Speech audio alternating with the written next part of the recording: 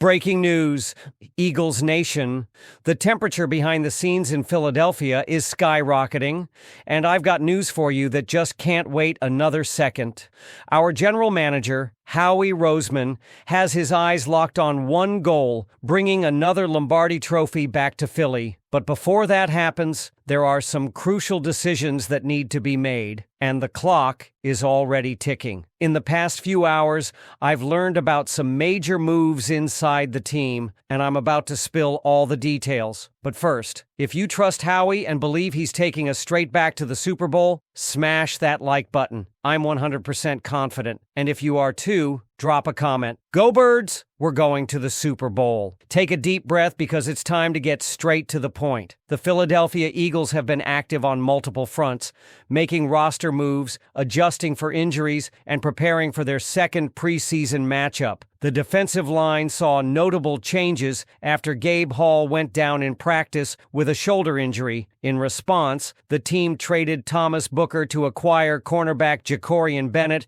and signed defensive tackle Justin Rogers. Rogers is a massive presence at 6 feet 2 inches and 337 pounds, a traditional run-stopping nose tackle who clogs lanes but lacks elite athleticism. His size and strength could be valuable in short yardage situations, and the idea of developing him after the Dallas Cowboys let him go certainly adds intrigue for Eagles fans. The long snapper position also saw movement, with Christian Jaystone being released after Charlie Howlett returned from a neck injury. On the injury front, several names stood out.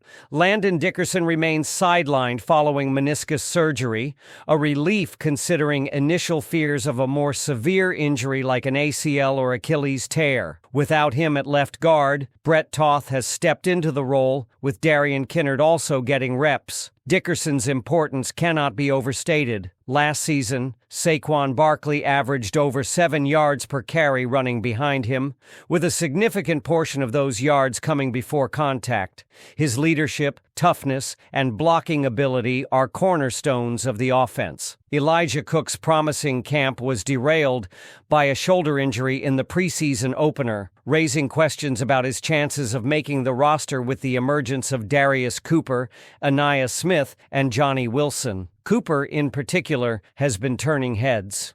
After a standout performance against the Bengals, the Eagles are testing him on special teams to increase his value.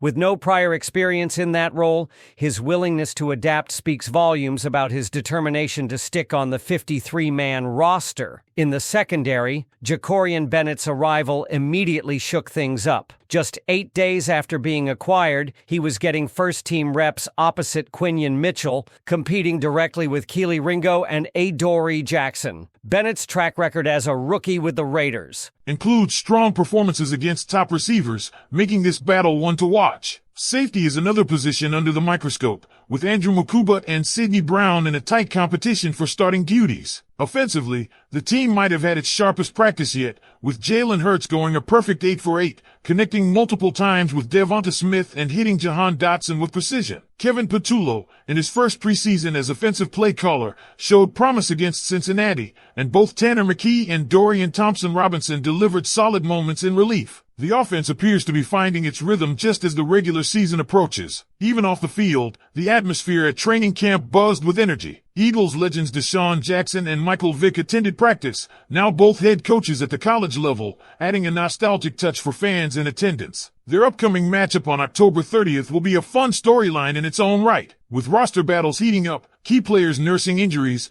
and the offense gaining momentum, the Eagles' preparation for the season opener feels both intense and promising. But with Dickerson's absence, the question lingers, how much will his temporary loss affect this offensive line's ability to dominate early in the year? And when we talk about Landon Dickerson's absence, it's not just about the physical gap he leaves on the field, it's about the ripple effect on the entire offense. Brett Toth has been serviceable and trusted by Jeff Stoutland, but there's a clear difference in ceiling between him and an all-pro caliber guard like Dickerson. Toth's versatility as a swing interior lineman is valuable, and Darian Kinnard pushing for snaps adds competition. Yet neither can replicate the elite run-blocking synergy Dickerson had with Jordan Mailata on that left side. Without that tandem, Saquon Barkley's early season running lanes might not be quite as wide, and Jalen Hurts' blindside protection will need to be closely monitored. Still, the Eagles are built to weather storms. This offensive line is stacked with depth and anchored by veteran leadership, and Kevin Patullo's scheme appears to be clicking. If the chemistry between Hurts, Smith, and A.J. Brown, once fully healthy from his hamstring, stays hot, Philadelphia could survive Dickerson's absence without losing their offensive identity. On the defensive side, Jacorian Bennett's rapid integration into first-team reps can't be ignored. Howie Roseman didn't trade for him to stash him on the bench. They see starter potential. His speed, ball skills, and competitive mentality give him a legitimate chance to lock down a starting role before week 1. The cornerback battle opposite Quinyon Mitchell is shaping up to be one of camp's most compelling storylines. Keely Ringo has the size and physicality, Adoree Jackson has veteran savvy,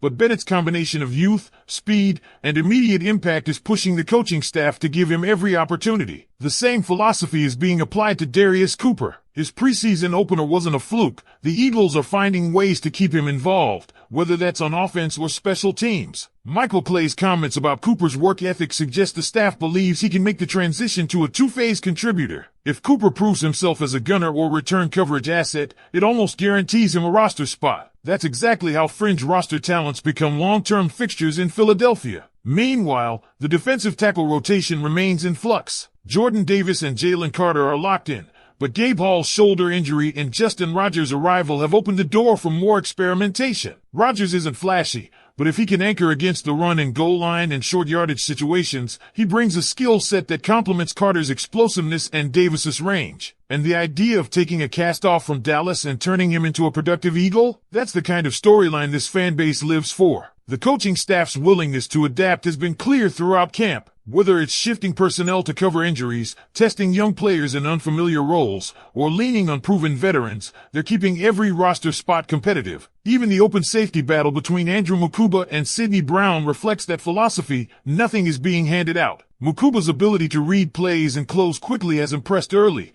but Brown's physicality and familiarity with the system keep him in the hunt. And as much as we can analyze formations, reps, and statistics, one of the most encouraging signs for this team is Jalen Hurts' command of the offense. His pocket awareness, timing with receivers, and decision-making in practice have looked as sharp as they did during his Super Bowl MVP run. When your quarterback is locked in and healthy, it allows every other position group to settle in. As we move toward the final preseason games and, ultimately, roster cutdown day, the Eagles' depth is both a blessing and a challenge. Talented players are going to be left off the 53, and some of those cuts will hurt. But it's a sign of a championship-caliber roster, and that's exactly what Philadelphia intends to field this season. So with Dickerson's recovery timeline, Bennett's emergence, Cooper's push, and Hurts' locked-in form, how do you think these developments will shape the Eagles' first month of the regular season? One thing's for sure, the first month of the season could be a proving ground for some players who weren't necessarily expected to take on major roles this early. Brett Toth, Darian Kinnard,